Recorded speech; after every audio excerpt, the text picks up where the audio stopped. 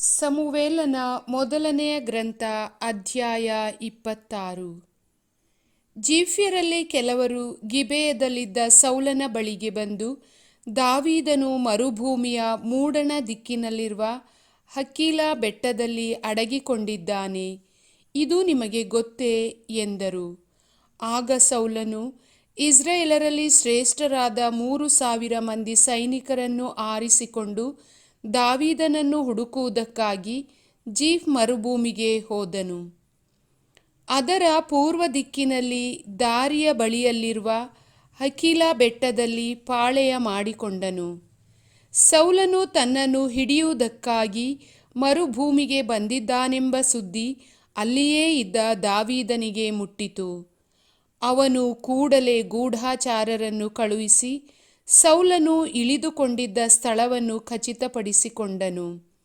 ಅನಂತರ ತಾನಾಗಿಯೇ ಸೌಲನ ಪಾಳೆಯದ ಹತ್ತಿರಕ್ಕೆ ಹೋಗಿ ಸೌಲನು ಹಾಗೂ ನೇರನ ಮಗನಾದ ಅವನ ಸೇನಾಪತಿ ಅಬ್ನೇರನು ಮಲಗಿದ್ದ ಸ್ಥಳಗಳನ್ನು ಕಂಡುಹಿಡಿದನು. ಸೌಲನು ಬಂಡಿಗಳನ್ನು ಬಿಡುವ ಸ್ಥಳ ಮಧ್ಯದಲ್ಲಿ ಮಲಗಿದ್ದನು. ಅವನ ಸುತ್ತಲೂ ಸೈನಿಕರು ಇದ್ದರು.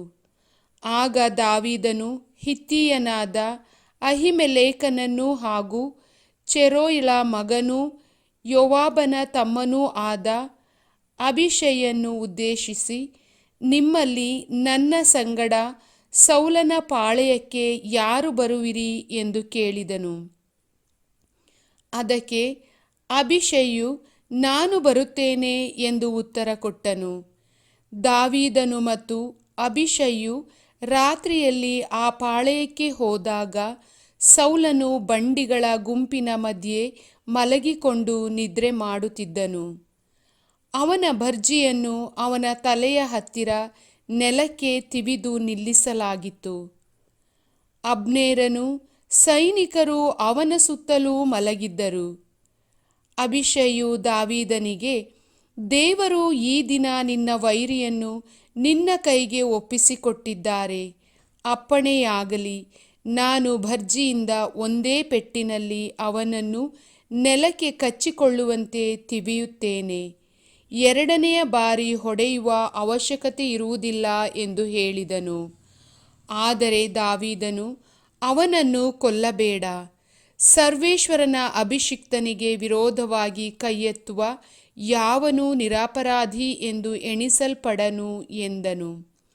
ಇದಲ್ಲದೆ ದಾವೀದನು, ಸರ್ವೇಶ್ವರನಾಣೆ, ಅವನು ಸರ್ವೇಶ್ವರನಿಂದಲೇ ಸಾಯುವನು, ಇಲ್ಲವೇ ಕಾಲ ತುಂಬಿ ಮರಣ ಹೊಂದುವನು, ಅಥವಾ ಯುದ್ಧದಲ್ಲಿ ಮಡಿಯುವನು. ತಮ್ಮ ಅಭಿಷಿಕ್ತನಿಗೆ ವಿರೋಧವಾಗಿ ಕೈ ಎತ್ತದಂತೆ ಸರ್ವೇಶ್ವರನೇ ನನ್ನನ್ನು ತಡೆಯಲಿ. ಈಗ ಬಾ, ಅವನ ತಲೆಯ ಬಳಿಯಲ್ಲಿರುವ ಭರ್ಜಿಯನ್ನು ತಂಬಿಗೆಯನ್ನು ತೆಗೆದುಕೊಂಡು ಹೋಗೋಣ ಎಂದು ಹೇಳಿದನು. ಸೌಲನ ತಲೆದಿಂಬಿನ ಬಳಿಯಲ್ಲಿದ್ದ ಭರ್ಜಿ ಹಾಗೂ ತಂಬಿಗೆಗಳನ್ನು ತೆಗೆದುಕೊಂಡು ಹೋದರು. ಯಾರೂ ಕಾಣಲಿಲ್ಲ, ಯಾರಿಗೂ ಗೊತ್ತಾಗಲಿಲ್ಲ, ಯಾರಿಗೂ ಎಚ್ಚರವಾಗಲಿಲ್ಲ, ಏಕೆಂದರೆ ಸರ್ವೇಶ್ವರ ಅವರಿಗೆ ಗಾಢ ನಿದ್ರೆಯನ್ನು ಬರಮಾಡಿದ್ದರು. ಒಬ್ಬರಿಗೂ ಎಚ್ಚರವಿಲ್ಲದೆ ಎಲ್ಲರೂ ಮೈಮರೆತು ನಿದ್ರೆಯಲ್ಲಿ ಮಗ್ನರಾಗಿದ್ದರು. ದಾವೀದನು ತನಗೂ ಪಾಳೆಯಕ್ಕೂ ಸಾಕಷ್ಟು ಅಂತರವಿರುವ ಹಾಗೆ ಸುರಕ್ಷಿತವಾದ ದೂರ ಸ್ಥಳಕ್ಕೆ ಹೋಗಿ ಗುಡ್ಡವನ್ನೇರಿ ತುದಿಯಲ್ಲಿ ನಿಂತನು. ಅಲ್ಲಿಂದ, ಅಬ್ನೇರನೇ, ನನ್ನ ಮಾತು ಕೇಳಿಸುತ್ತಿದೆಯೋ ಎಂದು ನೇರನ ಮಗನಾದ ಅಬ್ನೇರನಿಗೂ ಸೈನಿಕರಿಗೂ ಕೇಳಿಸುವಂತೆ ಕೂಗಿದನು. ಅಬ್ನೇರನು, ಅರಸನನ್ನು ಕೂಗುವ ನೀನಾರು ಎಂದು ಕೇಳಿದನು. ದಾವೀದನು ಅಬ್ನೇರನಿಗೆ, ನೀನು ಶೂರನಲ್ಲವೇ? ಇಸ್ರಾಯೇಲರಲ್ಲಿ ನಿನಗೆ ಸಮಾನನಾರು? ನೀನು ನಿನ್ನ ಒಡೆಯನಾದ ಅರಸನನ್ನು ಏಕೆ ಕಾಯಲಿಲ್ಲ? ಜನರಲ್ಲಿ ಎಬ್ಬನು ಒಳಗೆ ಹೊಕ್ಕು ನಿನ್ನ ಒಡೆಯನಾದ ಅರಸನನ್ನು ಕೊಲ್ಲಬೇಕೆಂದಿದ್ದನು. ನೀನು ಹೀಗೆ ಮಾಡುವುದು ಸರಿಯಲ್ಲ. ಸರ್ವೇಶ್ವರನಾಣೆ, ಅವರ ಅಭಿಷಿಕ್ತನಾಗಿರುವ ನಿಮ್ಮ ಒಡೆಯನನ್ನು ಕಾಯದಿರುವ ನೀವು ಮರಣಕ್ಕೆ ಪಾತ್ರರೆಂಬುದೇನೋ ನಿಜ. ಅರಸನ ತಲೆಯ ಬಳಿಯಲ್ಲಿದ್ದ ಭರ್ಜಿ ತಂಬಿಗೆ, ಏನಾದವು ನೋಡು ಎಂದು ಕೂಗಿ ಹೇಳಿದನು. ಸೌಲನು ದಾವೀದನ ಸ್ವರದ ಗುರುತು ಹಿಡಿದನು. ದಾವೀದನೇ, ನನ್ನ ಪುತ್ರನೇ, ಇದು ನಿನ್ನ ಸ್ವರವೇ ಎಂದು ಕೇಳಿದನು. ಅವನು, ಅರಸರೇ, ನನ್ನ ಒಡೆಯರೇ, ಹೌದು, ನನ್ನ ಸ್ವರವೇ. ನನ್ನ ಒಡೆಯ ತಮ್ಮ ಸೇವಕನನ್ನು ಈ ಪ್ರಕಾರ ಹಿಂಸಿಸುವುದೇಕೆ? ನಾನೇನು ಮಾಡಿದೆ? ಯಾವ ಪಾಪಕ್ಕೆ ಕೈ ಹಾಕಿದೆ? ನನ್ನ ಅರಸರಾದ ಒಡೆಯರು ದಯವಿಟ್ಟು ತಮ್ಮ ಸೇವಕನ ಮಾತುಗಳನ್ನು ಆಲಿಸಬೇಕು. ನಿಮ್ಮನ್ನು ನನಗೆ ವಿರೋಧವಾಗಿ ಎತ್ತಿ ಕಟ್ಟಿದವರು ಸರ್ವೇಶ್ವರನೇ ಆಗಿರುವ ಪಕ್ಷದಲ್ಲಿ ಅವರಿಗೆ ಗಮಗಮಿಸುವ ನೈವೇದ್ಯವನ್ನು ಸಮರ್ಪಿಸಬೇಕು. ಮನುಷ್ಯರಾಗಿದ್ದರೆ ಈಗ ಅವರು ನನಗೆ ಸರ್ವೇಶ್ವರನ ಸೌಭಾಗ್ಯದಲ್ಲಿ ಪಾಲು ಸಿಕ್ಕದಂತೆ ಹೋಗಿ ಅನ್ಯ ದೇವತೆಗಳನ್ನು ಪೂಜಿಸು ಎಂದು ನನ್ನನ್ನು ತಳ್ಳಿಬಿಟ್ಟಿದ್ದಾರೆ. ಆದುದರಿಂದ ಸರ್ವೇಶ್ವರನ ದೃಷ್ಟಿಯಲ್ಲಿ ಅವರು ಶಾಪಗ್ರಸ್ತರಾಗಲಿ. ಸರ್ವೇಶ್ವರನ ಸಾನ್ನಿಧ್ಯವಿಲ್ಲದಿರುವ ಈ ದೇಶದಲ್ಲಿ ನಾನು ರಕ್ತ ಚೆಲ್ಲಿ ಸಾಯುವಂತಾಗದಿರಲಿ.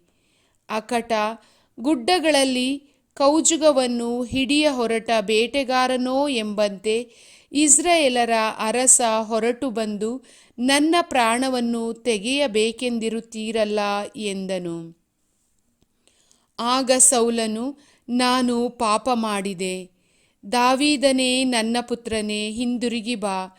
ಈ ದಿನ ನನ್ನ ಜೀವ ನಿನ್ನ ದೃಷ್ಟಿಯಲ್ಲಿ ಬಲು ಬೆಲೆ ಬಾಳುವಂಥದ್ದು ಮಾನ್ಯವಾಯಿತು. ಆದುದರಿಂದ ನಾನು ಇನ್ನು ಮುಂದೆ ನಿನಗೆ ಕೇಡು ಮಾಡುವುದಿಲ್ಲ. ಈವರೆಗೆ ನಾನು ಮಾಡಿದ್ದು ಹುಚ್ಚತನ ಹಾಗೂ ದೊಡ್ಡ ತಪ್ಪು ಎಂದು ಹೇಳಿದನು. ದಾವೀದನು, ಅರಸರೇ, ಇಗೋ ನಿಮ್ಮ ಭರ್ಜಿ ಇಲ್ಲಿದೆ. ಸೇವಕರಲ್ಲೊಬ್ಬನು ಬಂದು ತೆಗೆದುಕೊಂಡು ಹೋಗಲಿ. ಸರ್ವೇಶ್ವರ ಪ್ರತಿಯೊಬ್ಬನಿಗೂ ಅವನವನ ನೀತಿ ಸತ್ಯತೆಗಳಿಗೆ ಅನುಸಾರ ಫಲವನ್ನು ಕೊಡುವರು. ಅವರು ಈ ದಿನ ನಿಮ್ಮನ್ನು ನನ್ನ ಕೈಗೆ ಒಪ್ಪಿಸಿಕೊಟ್ಟಿದ್ದರೂ ನೀವು ಸರ್ವೇಶ್ವರನ ಅಭಿಷಿಕ್ತರೆಂದು ನಾನು ನಿಮ್ಮ ಮೇಲೆ ಕೈ ಹಾಕಲಿಲ್ಲ. ನಾನು ಈ ದಿನ ನಿಮ್ಮ ಜೀವವನ್ನು ಮಾನ್ಯ ಮಾಡಿದ್ದೇನೆಂದೆಣಿಸಿದಂತೆ ಸರ್ವೇಶ್ವರ ನನ್ನ ಜೀವವನ್ನು ಮಾನ್ಯವಾದುದೆಂದೆಣಿಸಿ ನನ್ನನ್ನು ಎಲ್ಲ ಇಕ್ಕಟ್ಟಿನಿಂದ ಬಿಡಿಸಲಿ ಎಂದನು. ಆಗ ಸೌಲನು ದಾವೀದನಿಗೆ, ಪುತ್ರನೇ ದಾವೀದನೇ, ದೇವರು ನಿನ್ನನ್ನು ಹರಸಲಿ. ನೀನು ಮಹತ್ಕಾರ್ಯಗಳನ್ನು ಸಾಧಿಸಿ ಯಶಸ್ವಿಯಾಗು ಎಂದು ಹೇಳಿ ತನ್ನ ಊರಿಗೆ ಹೊರಟನು.